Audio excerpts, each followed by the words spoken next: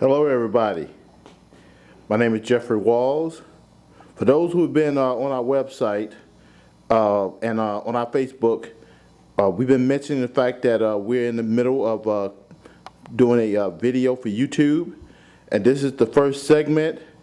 I spoke with my fellow colleagues, and I know the first one, because it is the first one, it's going to be a little crude. And it's not going to be quite to our liking, but we're going to improve on these videos as we go. Right now, I just want to record just a little bit about what our situation is and what brought all this on and how everything resolved. Just a brief history of how everything went on. And then from there, we're going to go ahead and move forward step by step. We're going to take baby steps first, and then, because it's a growing process, we're going to take baby steps first, then we're going to move forward. What I am filming right now is the boxes, upon boxes, that has the contents of our case. And in the next segment, I'm going to go ahead and place all our material on this table right here for everyone to view. And then as we continue to go ahead moving forward our video, we're going to have each and every one of us come forward with our case individually and go ahead and bring it up so that everyone can understand exactly what took place. You can go to our website and look up every last one of the papers that we're going to be presenting. And if you have any questions, you can just always contact us via, we have a phone number, as well as you can take us on Facebook. We have a lot of likes. We're getting a lot of hits pertaining to our situation, pertaining to our case. So we're going to take a break. When we come back, I'm going to have all the information placed on the table and just give just a little brief history about what took place, and so that everyone can understand why we're doing what we're doing. All right.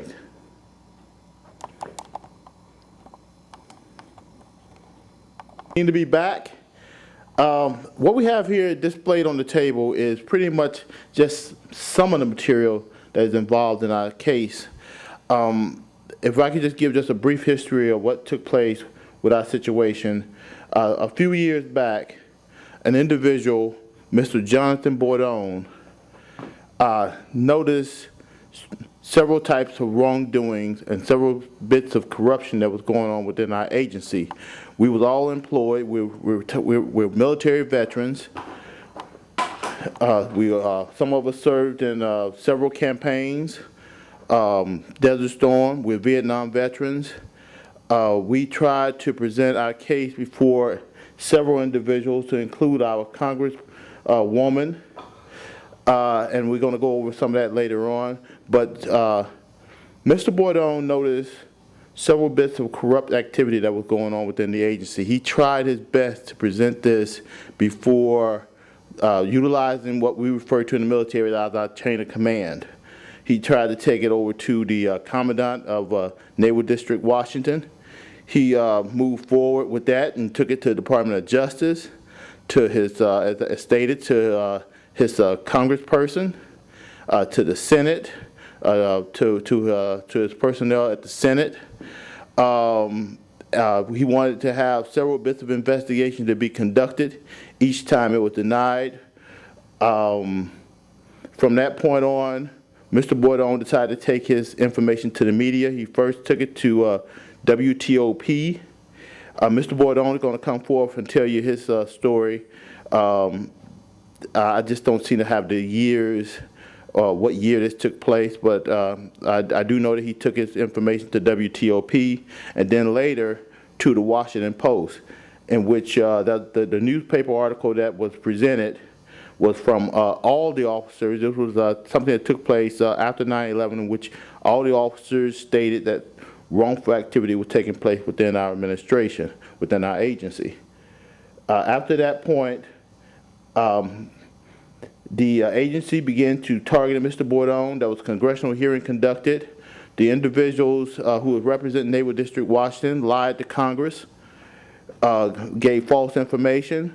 Congress seemed to buy it at the hearing. We're not really sure what the implications took place. I was in on the board myself, but I only stood in for like part of it. But whatever took place, there was a decrease in the activity, but then it still continued on. The corruption became even greater. The untapped funds, I believe we can estimate within close to $1 million, maybe a little more, was tapped out for situations that involved us trying to improve our agency, one of which was radios. And I'm going to focus on this one folder right here, which was one of the key issues that we brought up, which was the issues with the radios. And if anybody know about the situation that took place with the Navy Yard shooting, a lot of it was due to bad radios. We knew about this years before the incident even took place, that our radios was bad.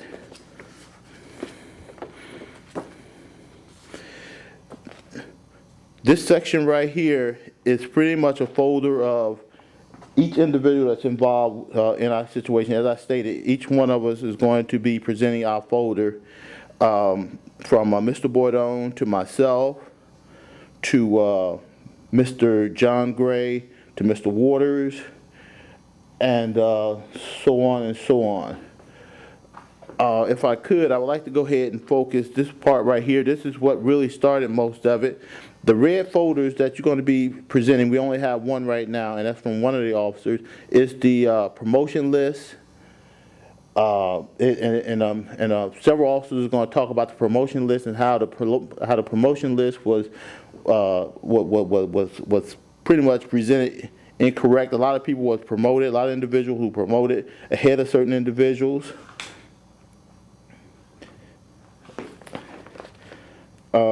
We have our collective bargaining agreement right here, which have the union, the Federal Fraternal Order of Police, who failed to represent any of us as it pertains to our case. And like I said, most of this information is going to be posted on our website, www.notanaccident.org. I am encouraging each and everyone to please go to our website. This is very important. From what I'm being told, as I go and look up a lot of people reviews and a lot of our likes, that this type of incident that took place with us is not just an isolated incident within the government. I'm being told that a lot of agencies are involved in the same activity that took place with us. They end up getting us terminated or getting us removed from our job. One that I am really looking into is that of the Uniform Division of the Secret Service. A lot of those individuals who come to me want to know can I assist them, in which I refer to them that we pretty much have some problems of our own, because we're not getting any representation for anybody. If anybody know that attorneys really cost a lot, and we have pretty much exhausted a lot of our own funds just so we can have this type of representation. At the same time, Uniform Division is telling us, we work with Uniform Division Secret Service. Mr. Bordone and myself, we worked at the Vice President's residence, and we noticed a lot of things that was going on, but it wasn't until I received a lot of information from them that I realized that their agency is almost as bad as ours at Naval District, Washington. Please take the time to review the newspaper article. That is very important. And as I stated, we're going to be moving forward with a lot of information as it pertains to our case. This is the internal review from the Washington Navy Yard shooting. It would go ahead and continue to explain about the lack of proper radio, the lack of proper communication, and what we consider to be the lack of training that a lot of us was lacking in. We put in training requests after training requests. Each training request was denied because they said we had no money. But yet and still, the supervisors was able to continue to receive huge bonuses, despite the fact that there was no funds, supposedly no funds for training. I'm going to go ahead and close right now, and I would like to thank a couple of individuals for really helping us out. I would like to take the time to thank Mr. Jonathan Bordone. He was one of the key contributors in helping us out with this. I'd like to thank Mr. Saul Hamilton, as well as the pastor of my church for allowing us to use the facilities here. And as I stated, we're going to be continuing to move forward. Little by little, we're going to go ahead and present this information to each and every one. Please review our website, www.notanaccident.org. That's Jonathan Boydon Whistleblower. Once again, that's www.notanaccident.org. And we will be posting this every time when we do a video. We will be posting this. We will scan it and post it up. Thank you, and God bless.